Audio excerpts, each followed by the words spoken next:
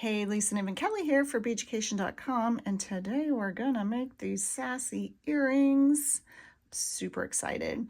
So I began by metal stamping. This was a 1-inch aluminum circle that I stamped and then punched the holes in. Hang on, first I cut it in half, then I stamped it, then I punched the holes. You don't want to punch holes and then stamp because the stamping can distort the holes. So did the metal stamping. First I cut it in half. You can also buy half circles like this, but I wanted a bigger one, but we don't sell, so I just chopped it in half. And then did the seed bead work and the fringe. Fun. Now, if you're new to metal stamping, we're not going over that today. We actually have a million, maybe a little under a million classes on metal stamping on our website, beaducation.com, or on our YouTube page. Jump on over there.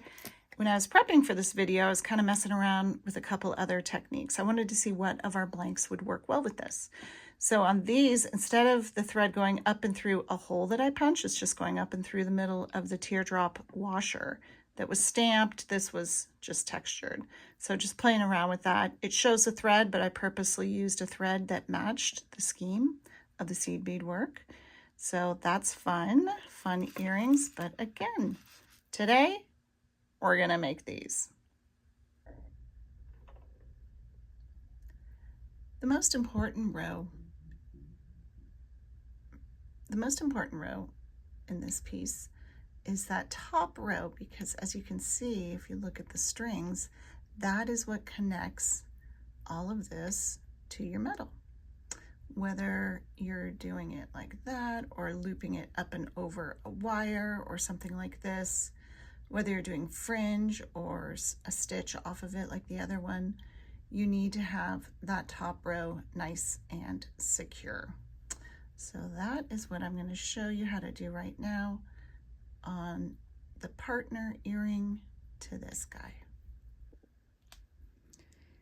I'm first going to start by just kind of anchoring this thread and tying a knot right here. You can leave a tail, I'm going to loop it through twice.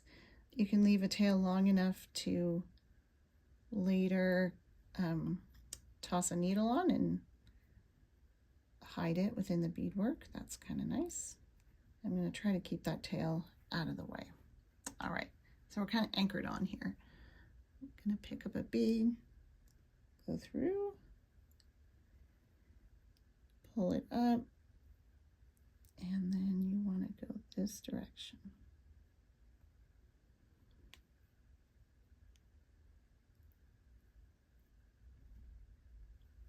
Obviously, I'm going to do this a bunch of times, so do not fret if you didn't catch that.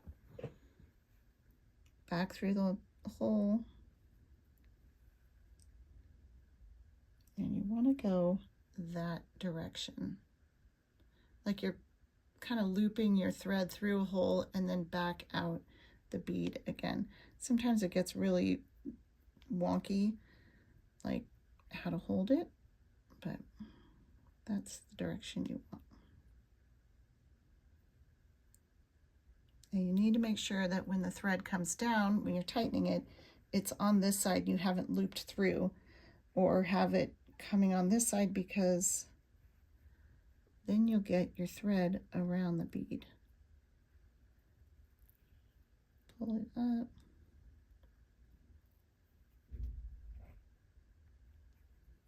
Sometimes it helps to go this way. But see what happened there? The thread was almost on that side. Pull it over there. And right down next to his little friend. See?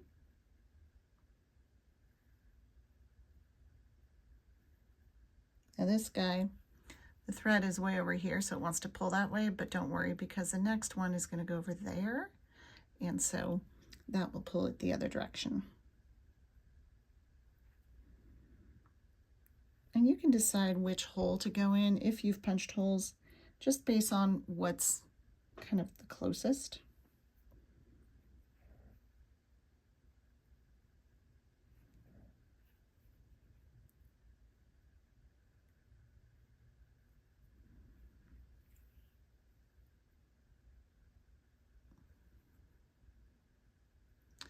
on that note, let me show you this.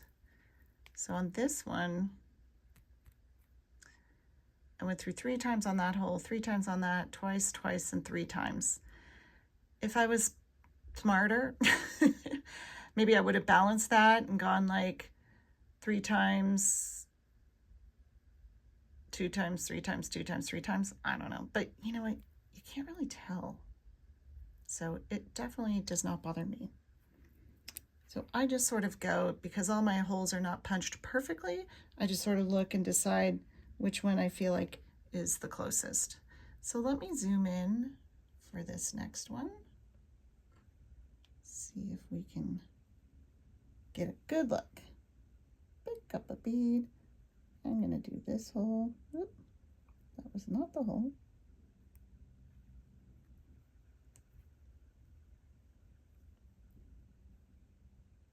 And now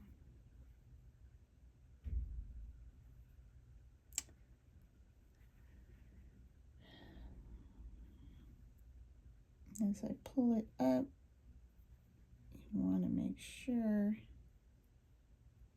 you're going the right direction, which would be this direction.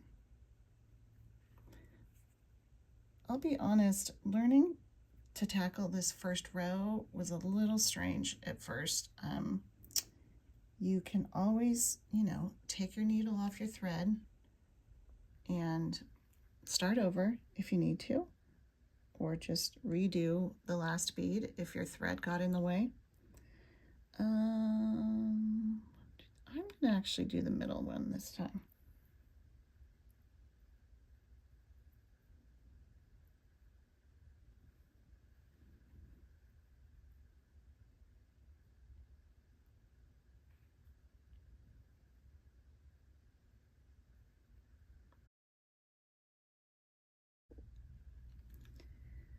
Okay, just continuing on here. Again, make sure when you're pulling this down, the thread is going to end up landing on this side, not this side of your bead. Otherwise, the thread, see right here how it's pulling up? Make sure it's on that side. Otherwise, it will end up, ooh, actually, I think it happened there. What happened? I missed it. Let me undo it a little bit so I can tell you what happens. Yep, somehow my thread got twisted. So I'm gonna carefully go through here so I don't split thread and kind of start over. I think what happened was, let me pull it out so I can show you. Where'd it go? Ah. Okay. I think as I was pulling it down, this twisted, and then the thread ends up on the other side. So make sure everything is coming down nice and straight.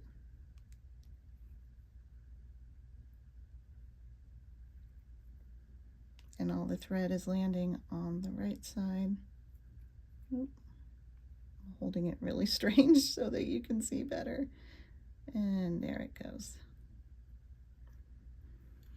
I wish I could tell you that I made that mistake on purpose, but I'm not that good. So here we go, watching to make sure, see that twist right there? That's okay, but if it twisted below, I would have a problem.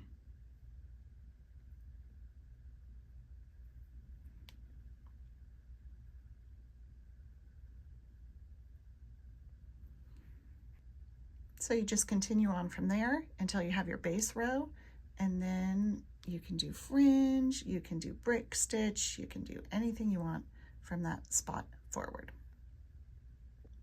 Okay, so I went ahead and finished that row, and now I'm going to show you how to start the brick stitch. So coming out of your last bead, you want to make sure you have an odd number here. I ended up with 13. I'm going to pick up a bead,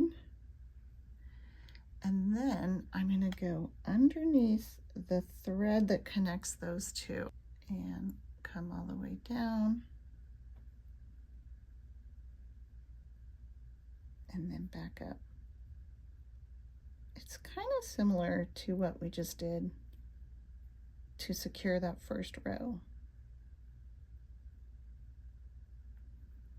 Okay, now a little closer.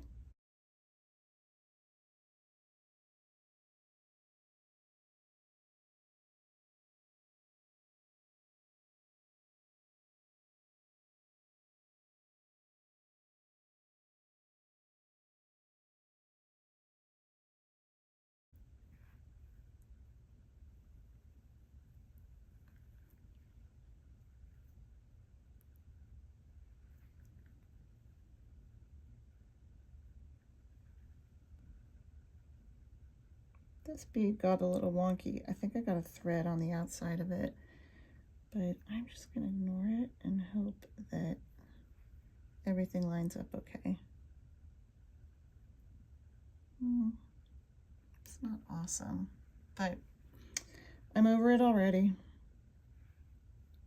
I think I got a thread on the wrong side, and that's why you don't want to have that happen, because then your bead will sit weird.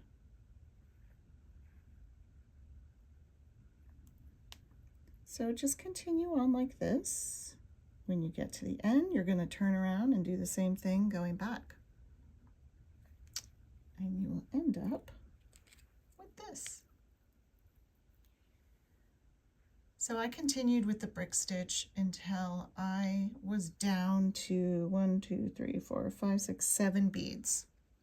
And from there, I built my fringe. So off camera, I'm going to finish this till I'm down to 7 at the end, and then I'll come back and I'll show you how to do fringe.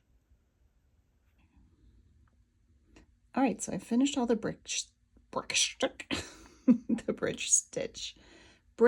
stitch, there we go, on this guy until I was down to 7 beads, and now I'm going to add the fringe.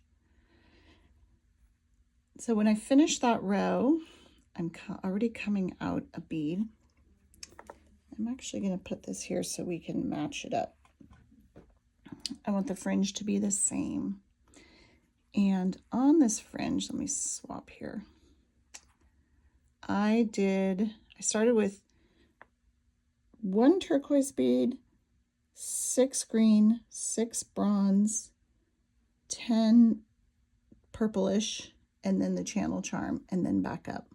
On the next one, I added 2 turquoise beads, so I had 3, 6, 6, 10. So from green down, it's the same number. And then on the turquoise, I just increased by 2 until I got to the middle, and then decreased by 2 on my way back. So I've got the seed beads over here out of frame. That will help the pesky focus from going in and out. Now we're all loaded up. There's my first fringe.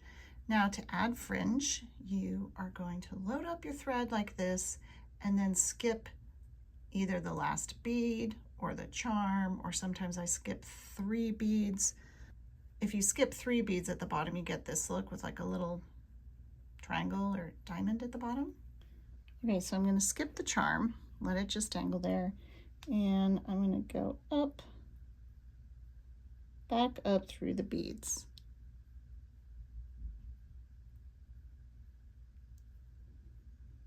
All the way through the last bead, and I'm actually also going to go through the bead that has the thread originating out of it.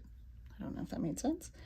Now, when you pull this up, be careful not to just start pulling halfway, or meaning feed through, pull, and go through and pull again, which you can do. I'm just saying when you do that, be careful, because sometimes the beads slide down, you're pulling, and this sort of thing happens. So just be really aware as you begin to pull. And let's get that tail out of here. The best thing to do is to hold it kind of out of frame here, where you're holding on to the charm, and see how now I pull up just like that. So I'll just pull it down a little bit so you can see a little bit better, because that was kind of out of frame. But if you hold on to the charm and pull up, everything scoots up nicely. Make sure you don't have any random like slack right there. Make sure everything's pulled up nicely, but not too tight. I mean, tight is good and safe, but you want your fringe to have a little movement. So then I'm going to go over to the next bead, come down,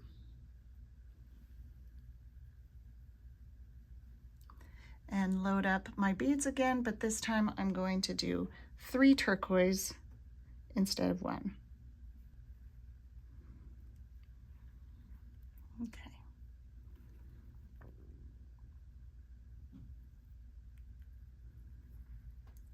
Okay. So now this one is just a little bit longer than the other, which is what we want. Now I'm going to feed my needle back through. And if you need to just go part way, that's fine. Part way, scoot the beads down slightly, and then do the rest. And up through the bead that you started coming from. Now, again, when you have the beads pulled down slightly, there's like some weird loose threads, so be careful. Stuck on the edge of my table. And pull them up, or hold here and pull. You'll be able to tell which will be better. See, it got a little weird right there, so. Oh my gosh, look what I did. Instead of cutting and starting over, I'm going to show you my mistake. I skipped those couple beads. Can you see on the 5th bead, green bead down from the top? I skipped it. That's not good. So now I have to back it all out. Again, I'd love to be the type of person that makes mistakes on purpose for teaching reasons, but that's not the case. Okay, one little trick here about backing out your thread. You don't want to go through with the needle down because you'll split the thread and it'll get ugly. So I'm actually going to take the needle off and find the spot that I skipped. Just right here. Here's the spot that I skipped. And I'm going to pull my thread out. And rethread it and start over.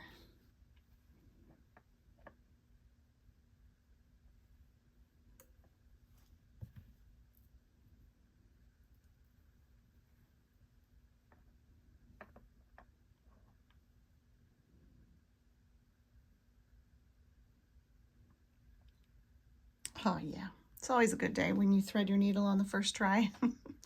So let's see here, let's pick this mess back up. Okay, so this is where I skipped. Let's do that again. Maybe next time I will look closer. Carefully pull this up, not letting anything knot up. When it gets to this stage, I'm going to pull down on the charm and pull with my thread. Okay, looking good. You can see I came out on the back this time. It doesn't matter if you come out on the back or the front. Just whichever side you're on, that's the side you're going to feed back through.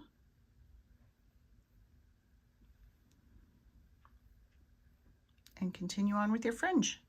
So you're going to increase by 2 turquoise each time till you get to the middle, and then decrease until you get back to the end. Yay, they're done. Aren't they fun? I can't wait to wear these. Let's see, a couple things here. This is the second one I did. That bead hung a little off the edge, a little more than I would have liked. I wish I'd caught that and kind of pulled everything over. And remember that one bead in this top row that was kind of wonky? It seems to have straightened itself out. So I've got some ear wires on this. Here's the back. Cool. So if you play around with this and make some, please post and tag us. I cannot wait to see what you make. Thanks.